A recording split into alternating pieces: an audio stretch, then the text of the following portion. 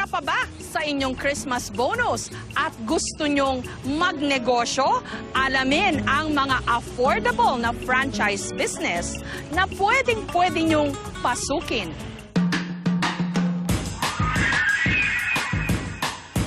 Isang patok na fina-franchise ngayon ang Buko Shake.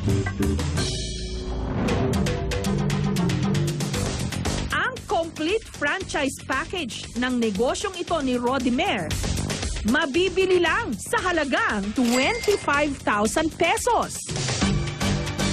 Kahit sino naman magtanong ng franchise, pag sinabing, magkano franchise mo?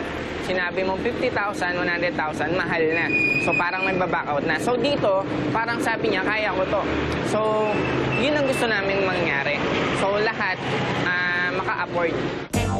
Mayo lang ng nakaraang taon, sinimula ni Rodimer ang kanyang Buko Shake franchise business na ngayon umabot na sa 150 ang nag-franchise. Ito yung para sa yelo, tapos ito yung para sa buko. Nagsasagawa rin sila ng training sa mga nais bumili nito. At para masiguro ang kalidad, sina Rodimer daw mismo ang namimili ng buko meat na gagamitin ng kanilang mga franchisee sa Metro Manila. So kailangan kasi malauhog siya para mas malasa yung buko pag shinake na siya. Ang mga nabiling laman ng buko, hahati-hatiin sa mga franchisee na umorder. Nilalagay ito sa cooler. Sinisigurong napaligiran ng yelo para hindi masira sa biyahe. So nilagay na natin yung buko sa styro, lalagyan na lang natin siya ng yelo para ready to delivery na siya. Ma-prevent natin na mainitan siya kasi madali siyang masira.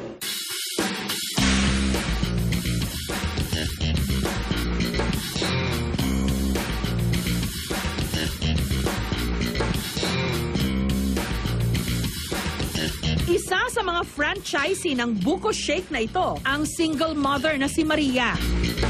Nung nabigyan daw siya ng forced retirement nung nakaraang taon, dali-dali siyang naghanap ng murang franchise business. Matagal akong nagtrabaho, 26 years. Ang alam ko, opisina, bahay lang. Siyempre, wala akong alam na business. At yun naman, Buko Shake, ang nakita kong in ngayon, na nakita ko naman na madali naman siyang i-manage. Sabi ko, ito yata, sige, subukan ko, mukhang madali naman. Kaya ako nag-franchise. At sa loob lang ng 2 buwan, bawing-bawi na raw ang kanyang 25,000 na puhunan. Kumikita siya ngayon ng hanggang 2,500 pesos araw-araw. Nakuha ko na yung ROI, return of investment. Income na to ngayon, profit na talaga kasi nabawi ko na eh. Yun, kahit pa paano.